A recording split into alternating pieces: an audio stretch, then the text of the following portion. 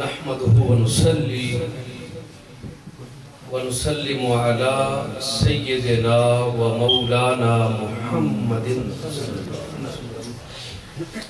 رسوله النبي الأمين الحنين المكين الكريم الرؤوف الرحيم. أما بعد، فأعوذ بالله من الشيطان الرجيم. بسم الله الرحمن الرحيم. قال الله تعالى عز وجل في كلام المجيد: والضحى والليل إذا سجى ما ودعك ربك وما قلى. صدق الله مولانا العظيم وبلغنا رسوله النبي الكريم الأمين ونحن على ذلك لمن الشاهدين والشاكرين والحمد لله رب العالمين. صدر مجلس حضرت پیر طریقت فضیل ایاز قاسمی صاحب مقدس اللہ العالی، حضرت پیر سید میر حسین شاہ صاحب مقدس اللہ العالی، عزت مآب عظیم سکولر جناب پروفیسر قاری غلام رسول صاحب مقدس اللہ العالی،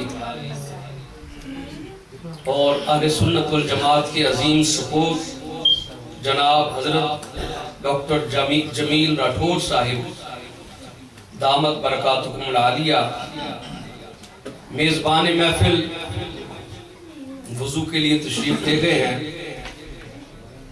انتہائی واجب الاحترام جناب قاری محمد یونس قادری صاحب، استیبہ اسلامک سینٹر کے منتظمین، اس کی کمیٹی کے ممبران اور حاضرین و سامعین، شمع رسالت کے پروانوں، ختم نبوت کے دیوانوں اور داتا علی حجویری کے مستانوں، الحمدللہ تعالی یہ پہلا میرا وزٹ ہے امریکہ کے اندر۔ ورجینیا سے مجھے دعوت آئی تھی اور پھر حسن اتفاق یہ ہوا کہ قبلہ شاہ صاحب کے ساتھ آج کل ان کی مسجد کے اندر وہاں پہ بیت الکرم میں خطابت جاری ہے۔ قاری صاحب سے میرا ایک بڑا تعلق ہے، کچھ سال پہلے سب سے پہلے قاری صاحب نے مجھے سپانسر کیا تھا، اور اس میں قاری غلام رسول صاحب کا، ہمارے بھائی اکرام صدیق صاحب ہیں، ان کا یہ بڑی کاوش رہی۔ تو بہر طور میں تمام احباب کا تھینکفل ہوں۔ آج کی اس محفل میلاد مصطفیٰ صلی اللہ علیہ وسلم کے حوالے سے چند خاص باتیں آپ کے گوش گزار کرنا چاہتا ہوں۔ حسن اور عشق کا چولی دامن کا ساتھ ہے۔ حسن عشق کو چاہتا ہے اور عشق حسن کے بغیر نہیں رہ سکتا۔ ابتدائے آفرینش سے یہ سلسلہ جاری ہے۔ کبھی کوئی عاشق دور پر کھڑا ہوتا ہے اور وہ اپنی دھن میں مانگتا ہے، وہ یہ کہتا ہے کہ مولا تیری اس کائنات میں تیرے حسن کے بکھرے ہوئے جلوے دیکھے ہیں، عالموں کے علم میں بھی تیرا حسن دکھائی دیتا ہے، حسینوں کے حسن میں بھی تیرا حسن دکھائی دیتا ہے، طاقتوروں کی طاقت میں تیرا جلوہ دکھائی دیتا ہے، پہاڑوں کی بلندی اور ہیبت کے اندر تیری قدرت دکھائی دیتی ہے، دریاؤں اور سمندروں میں تموج اور طغیانی تو اٹھتی ہے، وہاں بھی تیری قدرت کے شاہکار دکھائی دیتے ہیں، مگر مولا تیرا حسن کائنات میں بکھرا بکھرا سا ہے۔ کیا کوئی ایسا پیکر ہے، کیا کوئی ایسا امکان ہے کہ مولا تیرا سارا حسن میں دیکھ سکوں؟ یہ تو تیرے حسن کے بکھرے ہوئے جلوے ہیں، مگر یا رب میں تیرے سارے حسن کو دیکھنا چاہتا ہوں. ادھر سے آواز آتی ہے لن ترانی، ابھی ٹھہر جاؤ، تم نہیں دیکھ سکتے. تجلی پڑتی ہے، موسیٰ علیہ السلام بے ہوش ہو کر گر پڑتے. یہ ایک عاشق ہے جو دور پر بے ہوش ہو گیا. ایک اور عاشقہ ہے جسے زلیخا کہتے ہیں، اور وہ مصر کے بازار میں دیوانی ہو کر، اس کے ساتھ اور بھی زنانے مصر ہیں، جب حسن یوسف کو دیکھتی ہیں قطعنا ایدیہن، اپنے ہاتھ کاٹ بیٹھتی ہیں اور کیا کہتی ہیں؟ قلنا حاشا للہ ما ھذا بشرا، اللہ کی عزت کی قسم یہ بشر دکھائی نہیں دیتا. ان ھذا الا ملک کریم، یہ تو ایک نور کا پیکر دکھائی دیتا ہے. وہ جو دیوانی مصر کے بازاروں میں گھوم رہی ہے وہ بھی یہ کہتی ہے مولا اس یوسف کے اندر تے حسن کا ایک جلوہ ہے، کیا کوئی ایسا امکان ہے کہ میں تیرا سارا حسن دیکھوں؟ کوئی عاشق دور پر بے ہوش پڑا ہے اللہ کے سارے حسن کو دیکھنے کی انتظار میں، اور کوئی عاشقہ مصر کے بازار کے اندر پگلی ہو گئی ہے. اس نے اپنا سب کچھ لٹا دیا ہے اس کی خاطر رب کے حسن کو دیکھنے کے لیے. اس طرح ابتدائی آفرینت سے لوگ پاگل ہو گئے ہیں، ان کے ہوش اڑ گئے ہیں. وہ یہی کہتے ہیں کہ جگ میں آ کر ادھر ادھر دیکھا، تو ہی آیا نظر جدھر دیکھا. اینما تولو فثم وجہ اللہ، مگر مولا تیرا سارا حسن کسی پیکر میں دکھائی دیا جا سکتا ہے؟ رب کائنات نے فرمایا لوگو انتظار کی گھڑیاں ختم ہو گئی، میرے سارے حسن کو ایک پیکر میں دیکھنے کی التجا کرنے والوں آؤ 12 ربیع الاول آ گئی ہے. 12 ربیع الاول آ گئی ہے، آمنہ کی گود کی طرف دیکھو اگر میرا سارا حسن دیکھنا چاہتے ہو. آمنہ کی گود کی طرف دیکھو. سمندروں کا تموج رک گیا ہے، دلوں کی دھڑکنیں تھم گئی ہیں. اچانک حضرت عثمان بن ابی العاص رضی اللہ تعالیٰ ان کی والدہ فرماتی ہیں جب آقا علیہ السلام کی ولادت کی گھڑیاں قریب آئیں میں نے دیکھا کہ اللہ نے آسمان کے ستاروں کو زمین کے قریب کر دیا.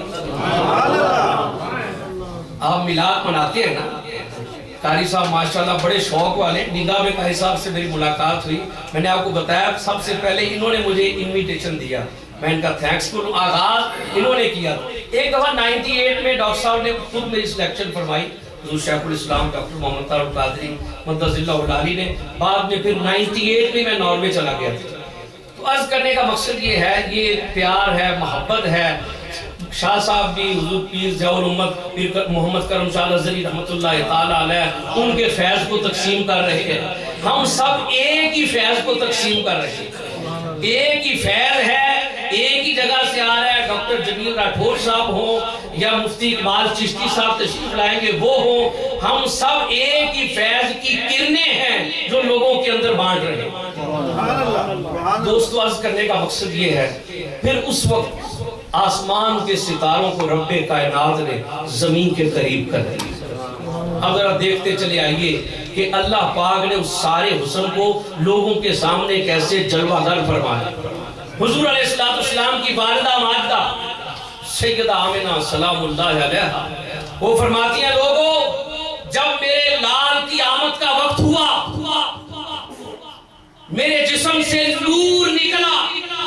میں لیٹی تو مکہ میں ہوئی تھی، مگر مکہ میں لیٹے لیٹے میں نے شام کے محلات کو دیکھ لیا، بصرہ میں چلنے والے اونٹوں کی گردنوں کو دیکھ لیا.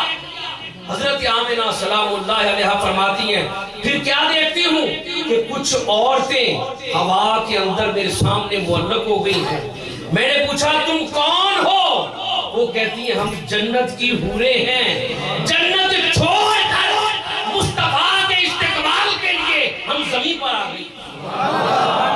آپ فرماتی ہیں پھر کچھ اور بیویوں کی طرف میری توجہ گئی، میں نے پوچھا تم کون ہو؟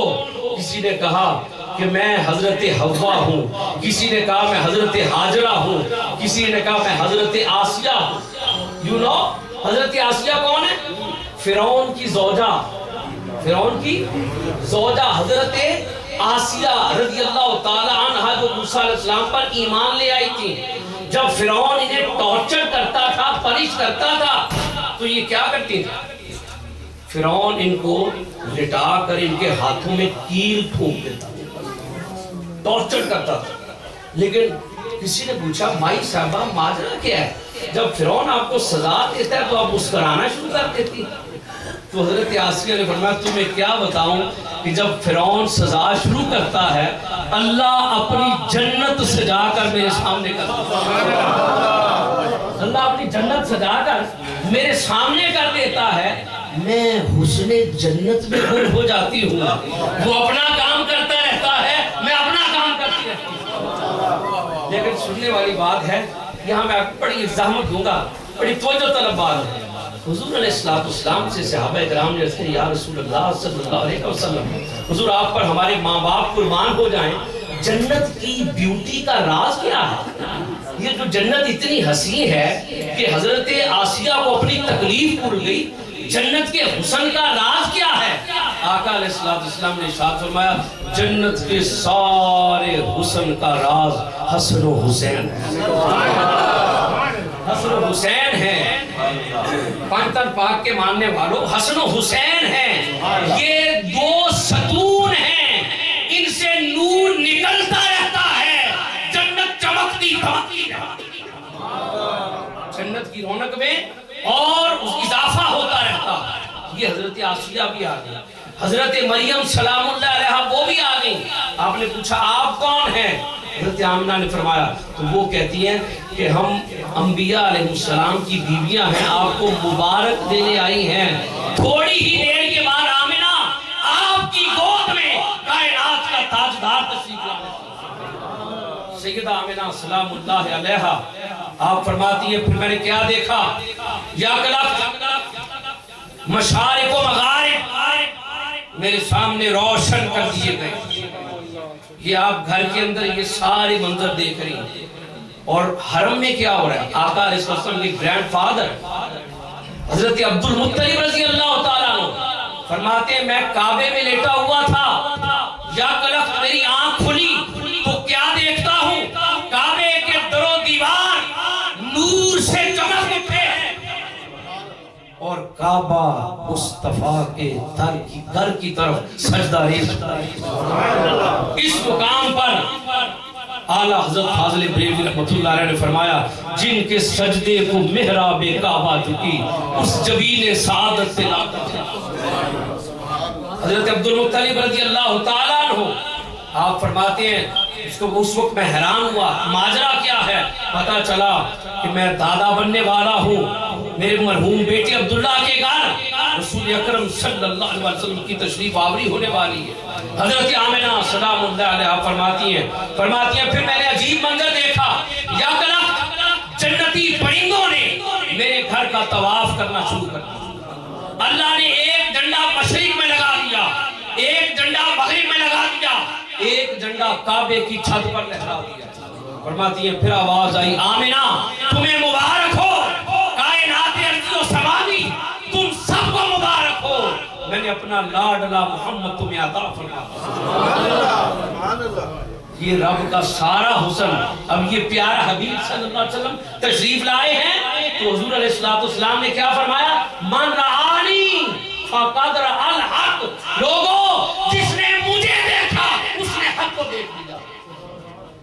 سارا حسن رسول اکرم صلی اللہ علیہ وسلم ذات اقدس کے اندر ہے۔ نبی پاک صلی اللہ علیہ وسلم کی تشریف آوری ہو گئی۔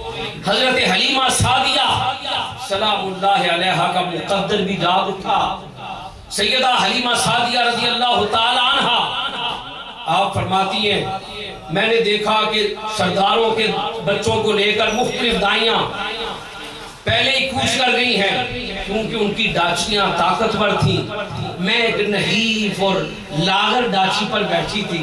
حلیمہ سعدیہ فرماتی ہیں میں مکہ میں لیٹ پہنچی، جب میں آئی تو ایک بوڑھے شخص سے میری ملاقات ہوئی، اور وہ کون تھے؟ وہ جناب عبد المطلب رضی اللہ تعالیٰ حضور علیہ السلام کے دادا جان۔ انہوں نے فرمایا حلیمہ اداس کیوں ہو، خاموش کیوں ہو؟ حلیمہ سعدیہ نے اپنا سارا ماجرا کہہ سنایا۔ حضرت حلیمہ سعدیہ فرماتی ہیں مجھے انہوں نے فرمایا کوئی بات نہیں، اگر سرداروں کے بچوں کو دائیاں لے گئیں تو حلیمہ آگے بڑھو، اس گھر میں ایک درے یتیم ہے مگر وہ ساری کائنات کا تاجدار۔ حلیمہ سعدیہ فرماتی ہیں بوجھل قدموں سے جب گھر کی طرف بڑھی، جب آقا علیہ السلام کے دولت قدے میں قدم رکھا، فرماتی ہیں پورا گھر بکا نور بنا۔ حضرت آمنہ سلام اللہ علیہ سے میری ملاقات ہوئی، میں نے سلام عرض کیا اور پھر اس نور کے پیکر کو دیکھا تو آقا علیہ السلام کے دونوں کندھوں کے درمیان مہر نبوت مصطفیٰ چمک رہی۔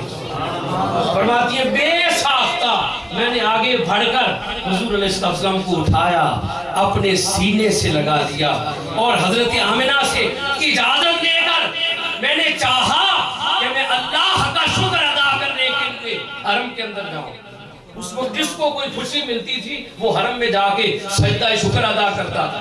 حلیمہ سعدیہ فرماتی ہیں جب میں حضور علیہ السلام کو اٹھا کر حرم کی طرف گئی، ابھی حرم میں قدم رکھا، آقا علیہ السلام کی مبارک پیشانی سے ایک نور نکلا، اس نور کی وجہ سے کعبے میں پڑے ہوئے 360 بت مصطفیٰ کے سامنے سجدہ ریز۔ حضرت حلیمہ سعدیہ فرماتی ہے پھر میں نے چاہا کہ نبی پاک صلی اللہ علیہ وآلہ وسلم کو میں کعبے کا طواف کر لوں، حضور علیہ السلام کو حجر اسود کا بوسہ دلوا۔ آقا علیہ السلام میلاد منا رہے ہیں تو پھر خوشی سے سیلیبریشن نظر آنی چاہیے، اپیرنس ہونی چاہیے، آپ کے چہروں سے ہیپینس کی اپیرنس ہونی چاہیے، دھوم دھام سے میلاد منائیں، کسی قسم کی گھٹن فیل نہ کریں۔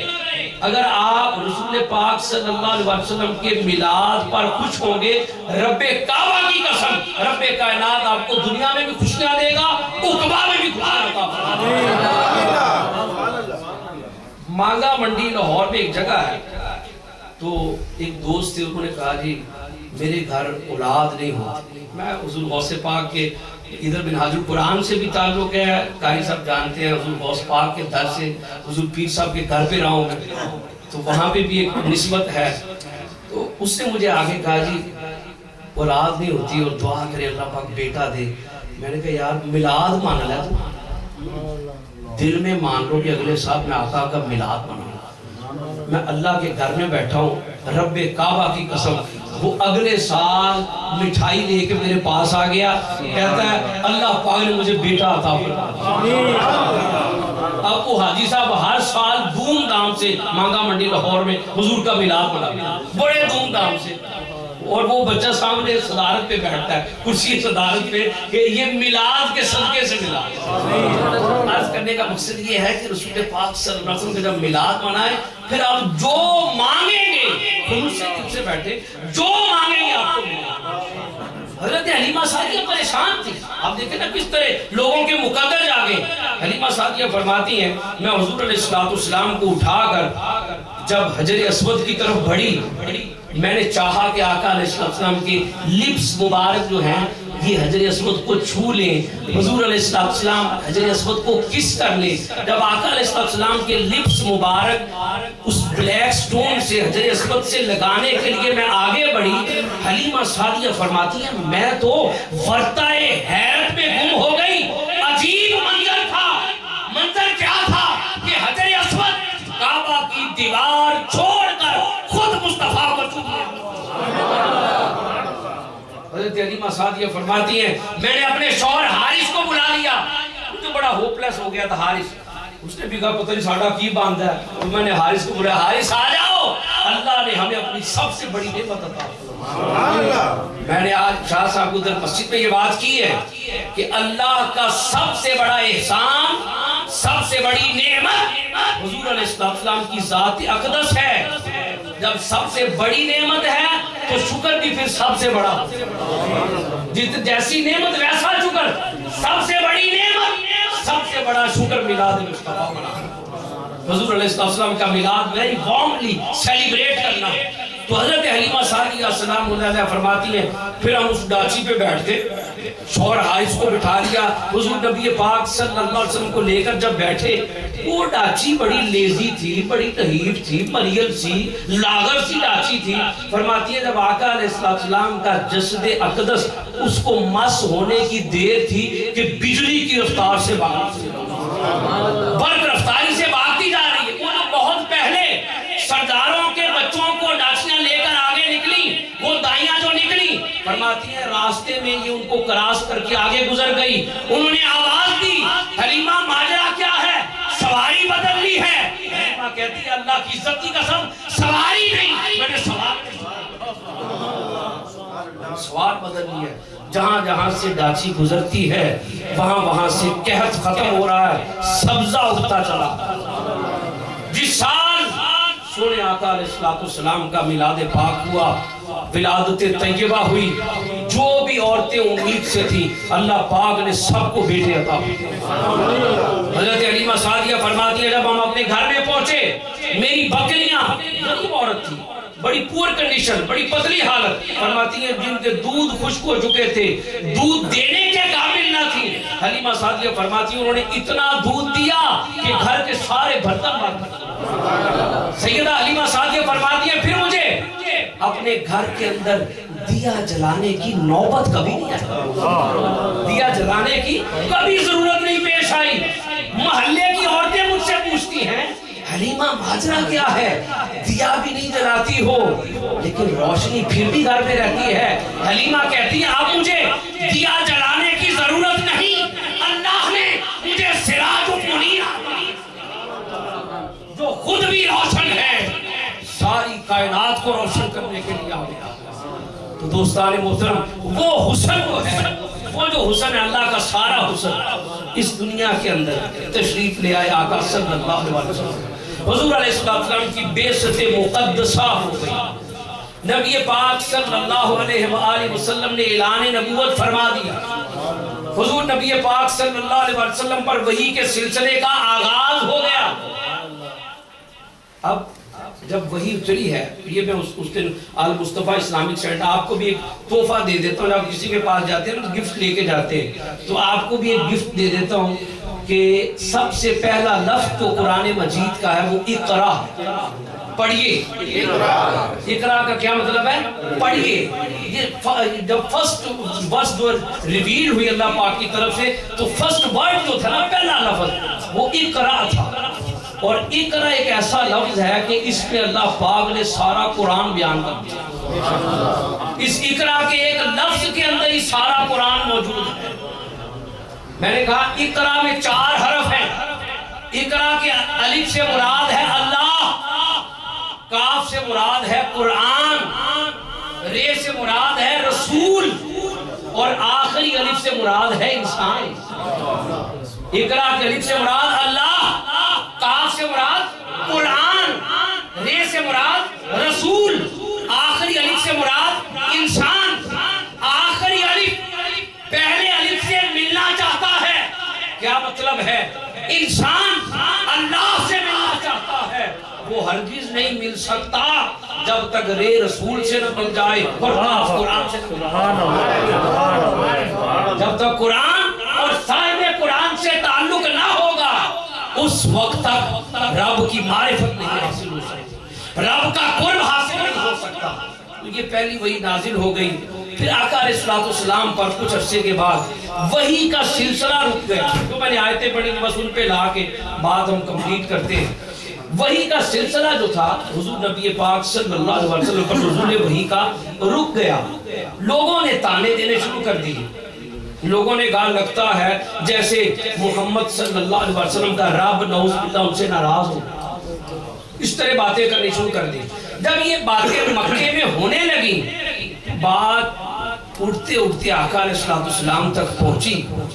रसूल पाक सल्लल्लाहु अलैहि वसल्लम की बात सुनकर गमज़दा कि मौला वही का सिलसिला रुक गया है, अब तो लोगों ने भी ताने देने शुरू कर दिए।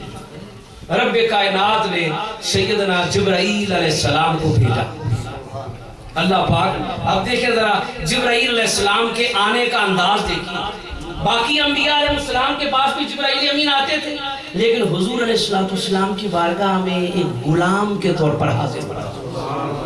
دو زانوں بیٹھ کر اتحیات کی شکل میں جبرائیل علیہ السلام آقا علیہ السلام کی بارگاہ میں آ کے بیٹھتے رہتے، خود ہی کویسچن کرتے، خود ہی حضور علیہ السلام سے جواب پا کر ویریفیکیشن خود ہی کر دیتے. صدقتا یا رسول اللہ، صدقتا یا رسول اللہ یہ کہتے اور واپس چلے جاتے.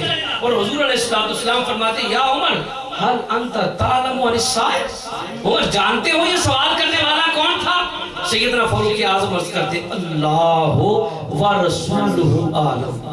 آقا میں نہیں جانتا، اللہ اور اس کا رسول ہی بہتر جانتے ہیں. آج کل مفتی صاحب لاہور میں بیٹھے یا کسی اور جگہ بیٹھے، مفتی صاحبان جو ہیں کچھ خاص قسم کے لوگ، یا کراچی میں بیٹھے تو وہ فتوے کے آخر میں لکھتے ہیں، سارا فتوہ لکھ کے نا آخر میں لکھتے ہیں اللہ عالم، اللہ ہی بہتر جانتا ہے، میری رائے یہ ہے، it's my opinion، باقی اللہ عالم، اللہ ہی بہتر جانتا ہے. لیکن یہ جو طریقہ ہے یہ صحابہ کا نہیں تھا. صحابہ جب بھی بات کرتے تھے کہتے تھے اللہ و رسول. صحابہ اکرام اس طرح نہیں کہتے تھے، صحابہ اللہ عالم نہیں، اللہ و رسول عالم. جب کبھی اور بھی باتیں ہوتی، یہ بڑی سننے والی بات، کبھی اللہ کا ذکر اکیلے نہیں کرتے تھے، جب بھی ذکر خدا کرتے ساتھ ذکر مصطفیٰ بھی کرتے. حتیٰ کہ صحابہ اکرام آپس میں کسی بات پر بحث رہے، حضور نبی پاک صلی اللہ علیہ وسلم تشریف لائے ہیں، حضور علیہ السلام نے صحابہ کو منع فرمایا ہے، اور صحابہ اکرام اس بات پر بھی عرض کرتے نتوبو، اللہ بہت بڑی بات، نتوبو الی اللہ و الی رسول، ہم اللہ اور اس کے رسول کی بارگاہ میں توبہ کرتے ہیں، اللہ اور اس کے رسول صلی اللہ علیہ وسلم کی بارگاہ میں توبہ کرتے ہیں.